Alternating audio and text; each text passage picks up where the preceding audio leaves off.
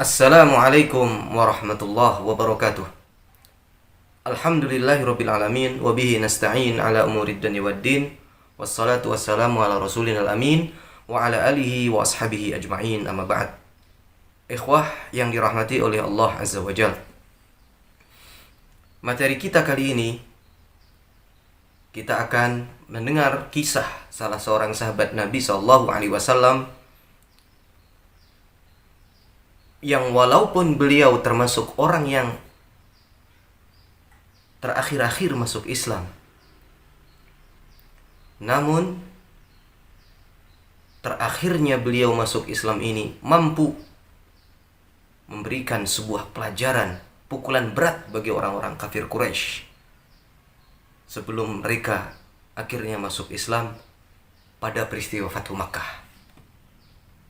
Beliau melakukan embargo ekonomi kepada orang-orang Quraisy di Mekah sehingga mereka harus teriak dan meminta bantuan kepada Rasul Shallallahu Alaihi Wasallam, sedangkan mereka masih dalam keadaan kafir, belum mau menerima dakwah Nabi Shallallahu Alaihi Wasallam. Beliau adalah Thumamah bin Uthal Al-Hanafi. Thumamah bin Uthal Al-Hanafi. Pada tahun ke-6 Hijriyah, jika kemarin kita mendengar sahabat Nabi SAW yang bernama Abdullah bin Hudzafah As-Sahmi, salah seorang yang diutus oleh Nabi SAW untuk menyampaikan surat beliau kepada para raja. Kalau tokoh kita saat ini, sahabat mulia Thumamah bin Uthal Al-Hanafi adalah salah seorang raja yang diberikan surat. Kalau kemarin raja yang diberikan surat oleh Abdullah bin Hudzafah As-Sahmi adalah raja Persia non-Arab, maka Thumamah bin Uthal adalah salah seorang raja yang menjadi tujuan Nabi SAW untuk dikirimi surat kepadanya dari kalangan orang Arab. Beliau adalah raja di Yamamah, yang apabila dia ingin ke Mekah maka dia harus melewati Madinah. Thumamah bin Uthal yang diberikan surat oleh Rasul Shallallahu Alaihi Wasallam lewat utusannya, dengan begitu congkaknya beliau menolak keras, menghinakan, bahkan melecehkan apa yang menjadi ajakan Rasul Shallallahu Alaihi Wasallam dalam surat tersebut. Dia memiliki dendam kepada Rasul Shallallahu Alaihi Wasallam. Siapapun yang diketahui oleh beliau mengikuti Rasul Shallallahu Alaihi Wasallam, maka dia akan membunuh semampunya dari orang-orang tersebut. Bahkan dia sendiri berniat untuk membunuh Rasul Shallallahu Alaihi Wasallam.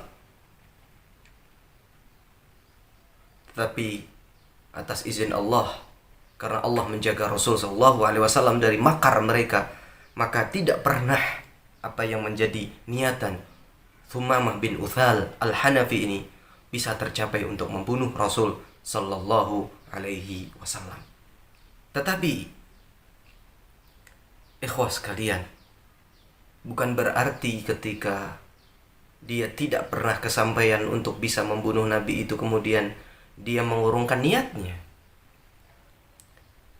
Tetapi beliau tetap akan melaksanakan apa yang menjadi niat dan keinginannya itu dengan segala cara. Dan dia menunggu kesempatan yang tepat bagaimana untuk bisa membunuh Nabi Shallallahu Alaihi Wasallam. Maka dia pun suatu saat memiliki siasat ingin berpura-pura melaksanakan umroh ke Mekah. Dan dia harus melewati Madinah. Dalam kepura-puraan ini, sebenarnya dia memiliki niat jahat dan licik. Tadi, bagaimana dia bisa sampai kepada Rasul kemudian membunuh beliau. Karena jalan yang dia lewati adalah menuju Madinah. Maka dia pun berharap nantinya ketika sudah berada di Madinah, dia melakukan niat buruknya ini. Tetapi ikhwah sekalian yang dirahmati oleh Allah, ketika dia sedang melaksanakan perjalanan menuju Mekah untuk berpura-pura umroh, di tengah jalan, ketika berada di pinggiran kota Madinah yang menjadi jalan untuk menuju ke Mekah, dia ditangkap oleh pasukan kaum muslimin. Kaum muslimin menangkap Thumamah bukan karena mereka tahu bahwasanya yang dia tangkap adalah Thumamah yang memiliki permusuhan kepada Nabi, bukan. Tetapi karena ketidaksengajaan dari mereka. Mereka diberikan tugas untuk ronda, untuk jaga di perbatasan kota Madinah. Apabila ada orang-orang yang ingin menyusup ke kota Madinah, ingin berbuat jahat, maka mereka yang bertanggung jawab untuk bagaimana menyelesaikan itu semuanya. Dan pada saat ini, bagi mereka Thumamah bin Uthal adalah orang yang mencurigakan, sehingga mereka pun menangkap Thumamah bin Uthal ini.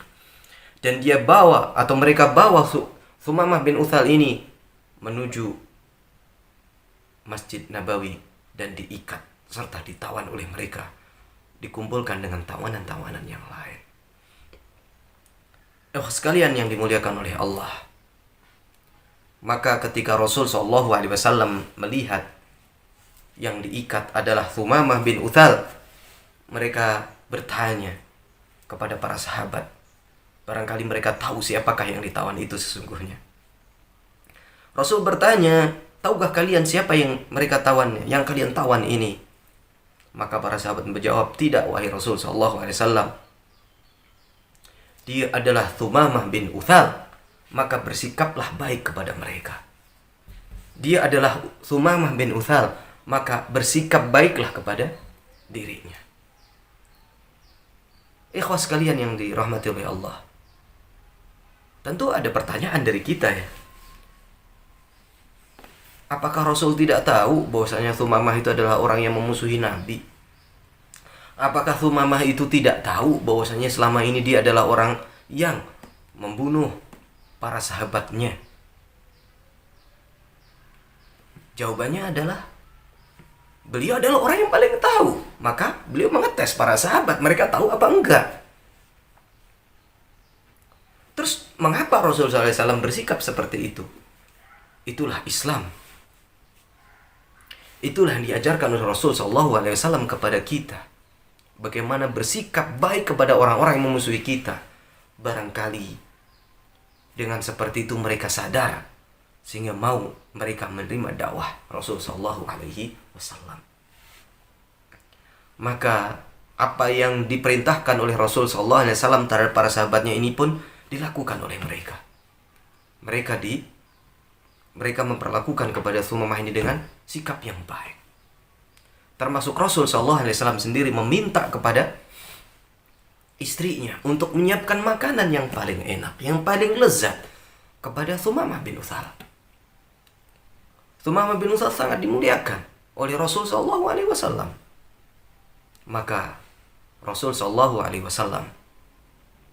setelah memberikan apa yang terbaik yang dimiliki Rasul SAW kepada Thumamah, baru Rasul menemui Thumamah bin Uthal. Rasul SAW bertanya kepada Thumamah bin Uthal, bagaimana keadaanmu wahai Uthama? Maka Uthama pun menjawab, aku baik-baik saja wahai Muhammad. Ini Thumamah dalam keadaan yang sudah terpojok. Dia mengatakan, wahai Muhammad, jika kau mau membunuhku, maka itu adalah sudah semestinya dan pantas bagimu untuk membunuhku, karena aku sudah membunuh banyak para sahabat. Tapi apabila kamu memaafkan aku, maka aku pun akan mengucapkan terima kasih kepadamu.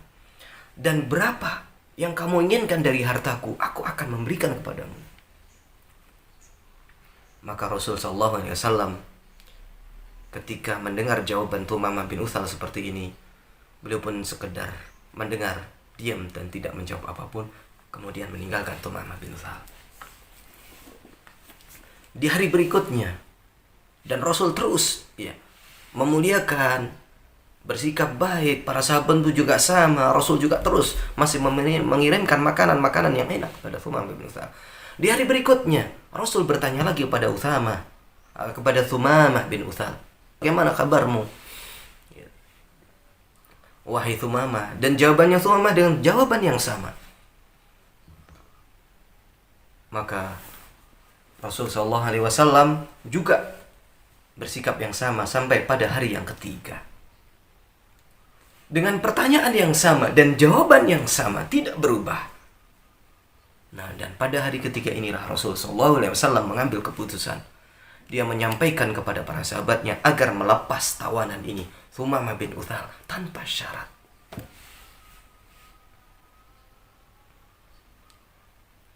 Karena itu atas perintah Rasul sallallahu alaihi wasallam, akhirnya para sahabat pun melepas Thumamah bin Utsal. Coba kita perhatikan ikhwas sekalian, apa yang didapat oleh Rasul? Tidak ada. Thumamah tidak juga masuk Islam, tapi dimaafkan. Tetapi kita lihat setelah ini apa yang terjadi, ikhwas sekalian. Thumamah bin Utsal setelah dilepas, akhirnya dia pun meninggalkan kota Madinah. Tetapi sesampainya di tengah jalan, Thumamah bin Utsal menghayati apa yang telah dilakukan oleh Rasulullah SAW. Dia merenungi bagaimana kebaikan para sahabat, bagaimana kebaikan Rasul SAW, sikap beliau terhadapnya. Padahal selama ini dia adalah orang yang paling benci kepada Rasul SAW, orang yang memusuhi dan telah membunuh banyak sahabat Nabi SAW. Akhirnya dia pun kembali kepada Rasul SAW ke kota Madinah dan menemui Rasul SAW. Dan di situ dia mengatakan, wahai Muhammad, selama ini tidak ada wajah yang paling aku benci kecuali wajahmu. Dan tidak ada tempat yang aku benci kecuali Madinah. Dan pada saat ini tidak ada wajah yang paling senang untuk aku lihat kecuali wajahmu. Dan tidak ada kota yang paling aku sukai kecuali kota Madinah. Dan saat ini aku menyatakan, asyhadu an la ilaha illallah wa asyhadu anna Muhammadar Rasulullah. Saat ini aku bersyahadat dan masuk Islam. Allahu Akbar. Thumamah bin Utsal, Raja Yamamah, yang sangat memusuhi Nabi SAW, karena melihat sikap Rasul, sikap para sahabat berubah dari orang yang paling membenci Rasul menjadi orang yang paling mencintai Rasul. Orang yang paling membenci orang-orang di sekitar Rasul dan menjadi orang yang paling disukai. Dan dia berjanji ingin menolong Rasul SAW dan ingin melakukan kebaikan apapun demi Islam dan kaum muslimin. Dan dia meminta kepada Rasul SAW, dia ingin umrah dan ingin meminjam kuda Rasul SAW. Maka Rasul pun mengizinkan itu dan akhirnya dia berangkat umrah. Dan tercatat dalam sejarah, dia adalah Muslim pertama kali yang bisa umrah setelah Rasul SAW dan para sahabatnya hijrah ke kota Madinah. Karena Rasul SAW ketika berusaha untuk umrah beberapa sahabatnya tertahan di Hudaybiyah, sehingga terjadi perjanjian Hudaybiyah pada tahun ke-6 Hijriah, pada tahun yang sama. Dan tidak ada setelah itu umrah tertunda sampai 2 tahun berikutnya, sampai tertunda di Fathu Makkah. Tetapi Thumamah bin Utsal lain ceritanya, adalah orang yang bisa umroh pertama kali setelah Rasul Shallallahu Alaihi Wasallam hijrah bersama para sahabat ke Madinah. Apakah Thumamah bin Uthal mendapatkan halangan? Tidak. Dia tidak mendapatkan halangan sedikit. Dia berangkat umrah dan dia bertalbiyah dengan suara yang keras. Labbaik Allahumma labbaik, labbaik la syarika laka labbaik, innal hamda wan ni'mata laka wal mulk la syarika lak. Tanpa ada rasa takut dan gentar sama sekali. Ketika orang-orang Quraisy mendengar hal ini, maka mereka marah. Siapakah yang berani mengucapkan talbiyah ini? Inilah talbiyah yang datangnya di Rasul SAW. Talbiyah yang memporak-porandakan akidah mereka. Talbiyah yang selama ini adalah mengganggu keyakinan mereka dan kemusyrikan mereka. Akhirnya mereka marah, hendak menangkap Thumamah. Tetapi di antara mereka ada yang mengatakan, jangan kalian lakukan, kalian tidak tahu. Apabila engkau menangkap Thumamah ini, maka dia akan melakukan boikot dan tidak akan pernah mengirim makanan kepada kalian. Maka mereka pun hanya sekedar bertanya kepada Thumamah, mengapa Anda melakukan ini? Dia mengatakan, wahai kaum Quraisy, saya sudah masuk Islam dan saya menyatakan beriman kepada Nabi Muhammad. Jika kalian tidak mengikuti ajaran Nabi Muhammad, maka kami tidak akan pernah mengirim bahan makanan kepada kalian. Ikhwah sekalian yang dirahmati oleh Allah, inilah embargo yang dilakukan oleh Thumamah bin Uthal.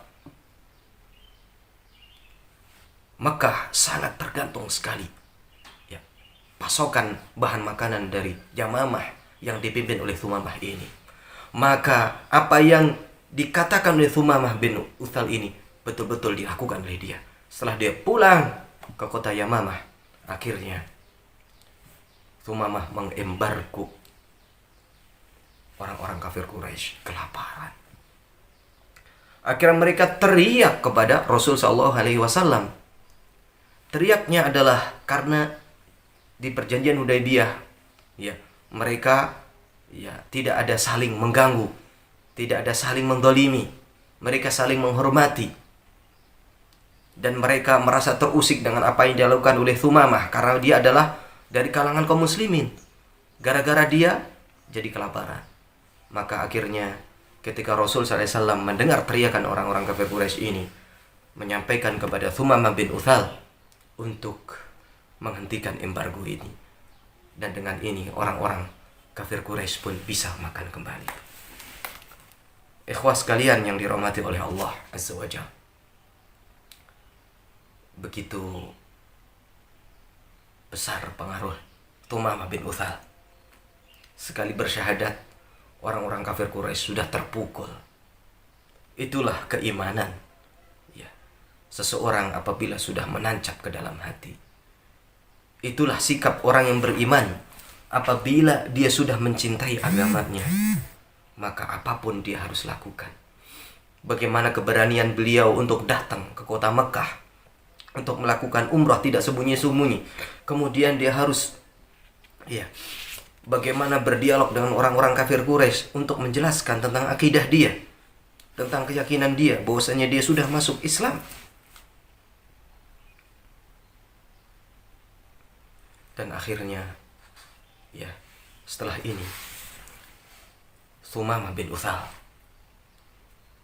di kota Yamamah, dia tidak tinggal diam. Dia mengajak kaumnya untuk masuk Islam dan mengajak kaumnya untuk bagaimana bisa menjadi para pengikut Nabi Sallallahu Alaihi Wasallam. Ikhwah sekalian yang dirahmati oleh Allah.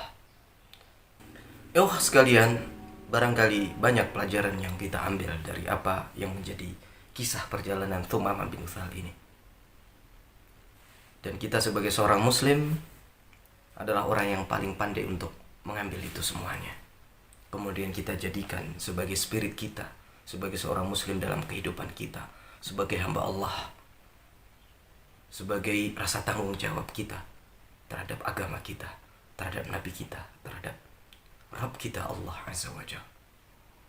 Semoga apa yang kami sampaikan ini bermanfaat untuk diri kita secara khusus dan kepada orang-orang yang di sekitar kita secara umum. Demikian, wassallallahu ala nabiyyina Muhammadin wa ala alihi wa ashabihi ajmain wa akhiru da'wana alhamdulillahirabbil alamin. Wassalamualaikum warahmatullahi wabarakatuh.